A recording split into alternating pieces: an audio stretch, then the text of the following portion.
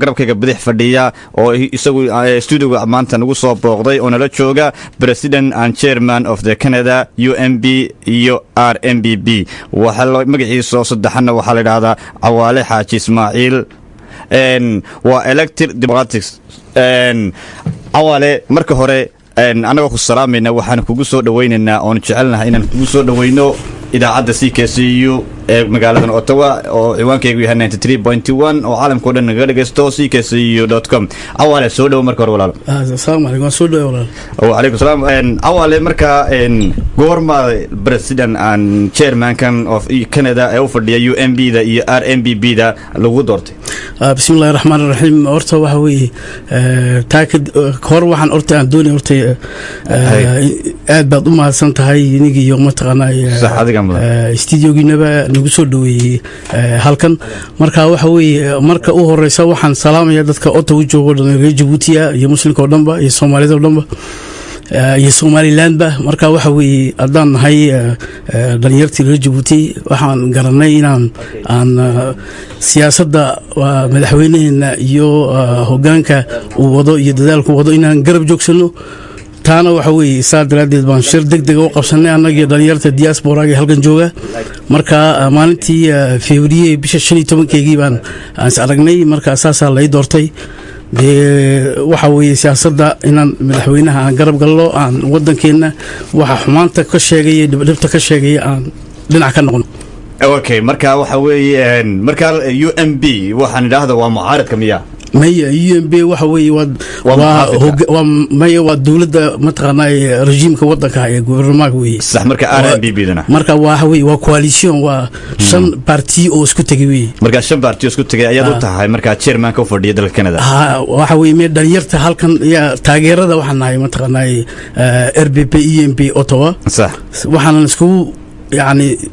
dhinac ka wala noqonay si aan madaxweynaha Ismaaciil Umar Geele ilaahay ma taqaanay ala dadaalay wax kasta la qabtay waxa weeye inaan garab galno aan hiyo hool baan siino ilaahay ki jiray jooga ka dhigo marka waa saxaamin anaguna leenahay bal marka maxaad runtii waxa jirtay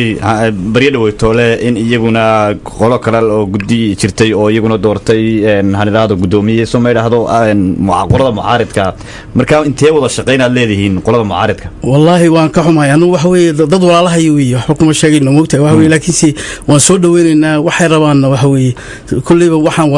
wala doonaynaa waa wadanka dadaal yani wanaagiisa mataqaanaa inuu wadanku noo hagaago wadanku wadan fiican noo noqdo tiina madaxweynaha Ismaaciil Umar Geele uu wadaa bas waa siyaasadu wax la isku diidaysa kala sida dad walaalaanahay sax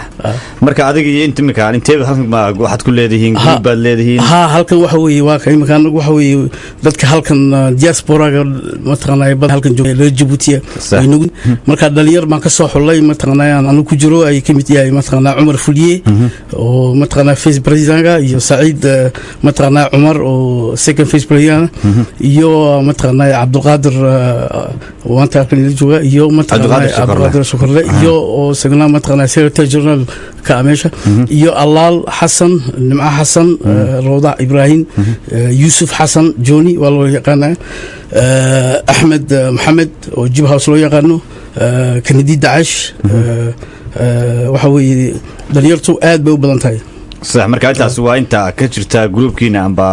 maanta UMB na ku mahoodeen amba aad ku midoodeen iyo RMP inta groupkiga ku jirta aan mataqaanaa dawladda Djibouti aan gudbinay RPP ga yani committee executive RPP da halka yani party-ga ka talada wada waxa weeye wana soo feliciteeyeen wana soo yani wana soo taaniyeen waxa weeye dadaalkii waxa weeye diaspora-ga iyo maanta madaxweynuhu siiyay inay ay wadankooga dhistaan ay wax qabsadaan ay yani wadanku noo furay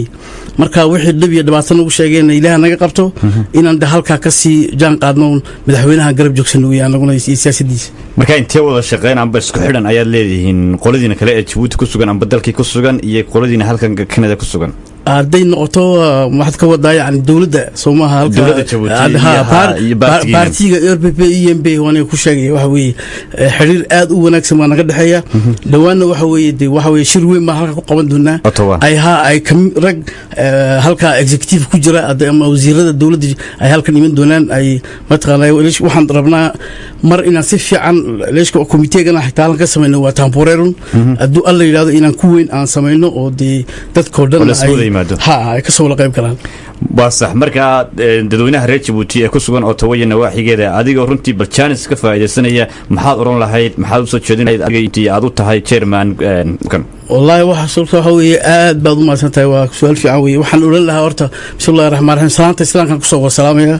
waxaan leeyahay horta waxa weey wadankeenu horumaray wadankeenu waa ka maanta waxa weey la jaan qaaday adduunyadii ila baadiyihii ba telefoon lagu dhigay lagu hadlaa waxa weey wadanada jaarka nabad ba haday Soomaaliland tahay haday Soomaaliya tahay haday Kenya tahay haday mataqaanay wadanada jaarka oo dhan waa ka waxa weey nabad ba iyo wanaag ba lagu gaaray waxa weey ina anagina halkan hadaan joogno waxa rabaa inaan ama rabnaa aan garab gallo aan mataqaanay haddii investissement noqoto xitaa aan guriyaan ka dhisan karnaa iskooladan caawin karnaa maaha mataqaanay meel uu laga soo horjeesto maaha waa inaan waxyaabo badan oo kala qaban karnaa oo dadkeena iyo aan ku caawin karnaa haddii iskoola noqoto haddii ay noqoto mataqaanay agoomaha haddii noqoto yani magaalada xitaa nadaafadeeda annagu halkan joogna iyaan u maqanahay inaan wax u qabanno diwi marka waxa leedahay dalkeena meel aan ka soo wajeesano oo wax qabadkiisa iyo horumarkiisa inaan meel un ka wala jeesano aan ogaano inaan halkan dhulkan dad baale anagu waxa weey dhulkeenana aan u fikirno oo noqono leesh aan u maqadki noqono صح marka awalo horta dal markuu jiro muxaafid iyo mucaarid ba yeeshaa marka qoliyahan mucaaridka ma isku dadeen inaad runtii bal la fariisataan oo waxaan ay diidan yihiin aad kala hadashaan maadaama idinku muxaafidka dalka tiin والله وادي هذا الكل فتبي وحوي أنا ورسان كل شيء هذا الكلام ونقولون كل شيء وحوي وارق ولا الله هي ولا قررنا أصحابنا وحوي لكن دي لكن أنا أقولنا أي RPP EEY أكو طلع تكتي وحوي وحلا يلاذو ديسيبلين أنا قعدنا معينه ونصل دويلنا مركز تلا ونوقع عفرنا إلى أذن نقطة معها أوتوا قلاتي مونتريال تورنتو كندا أردن وحي دانيال جيبوتي ديار بالوناي ina halka ka sii wadno on as aragno on matqaanay aan wax wanaagsan meel wara dhigano heeshni kasta wax weey fikrad gooni u leeyahay fikradaha lagu kala duwan yahay laakiin si hadaan isku nimaadno wadadkii walaalay wax wala cuni lahaa wana maanta wax wala qabsan lahaa Djibouti buu adiga arkay aan ka saa ku wala nool cid loo sheeganay ma jiro marka waxa weey wadanku naga dhaxayay aan ilaashan weey وهجاك aad baan runtii kaaga mahadnaqaynaa anaguna fikirkaaga reer Djibouti oo dhan dadweynaha reer Djibouti ku sugan Ottawa nawaaxigeeda kullee aad baa lagu dhaweysanaya caawa fikirkaagana halkaas ugu soo jeedinay kullee wanaguna waxaan kaaga mahadnaqaynaa sida wanaagsan ee booqashada noogu timid aan mar walba kaaga mahad celinayna adaa mudan walaal ma soo نكي هليا وهيسهلي ولغا هري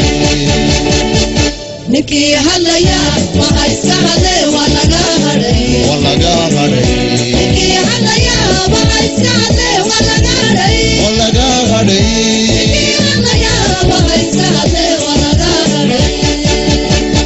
نكي هليا وهيسهلي ولغا هري نكي هليا وهيسهلي ولغا هري